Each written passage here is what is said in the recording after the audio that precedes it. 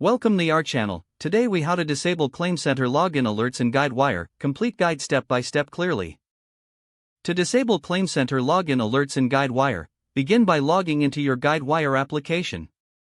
Once logged in, navigate to the Administration menu. From the Administration menu, select System Configuration. In the System Configuration section, look for the option labeled Login Alerts. Click on Login. You will see options related to the configuration of login alerts. Locate the checkbox that enables login alerts. Uncheck this box to disable the login alerts feature. After unchecking the box, scroll down to find the Save button. Click the Save button to apply the changes. Once saved, exit the configuration settings. To ensure the changes took effect, log out of the application. After logging out, attempt to log back in and check for any alerts. If you do not receive any login alerts, the feature has been successfully disabled. This completes the process for disabling ClaimCenter login alerts in Guidewire. If the page does not load, refresh the browser or try again in a private or incognito window.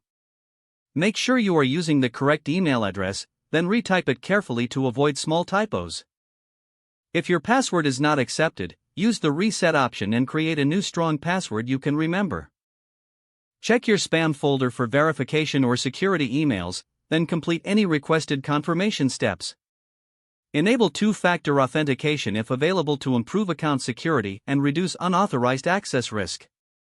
After signing in, review your profile details so your contact information and settings are accurate and current. If you see an error message, note it down and try again after restarting your device and internet connection. Log out when you finish, especially on shared devices, to keep your account and payment information secure. If the page does not load, refresh the browser or try again in a private or incognito window.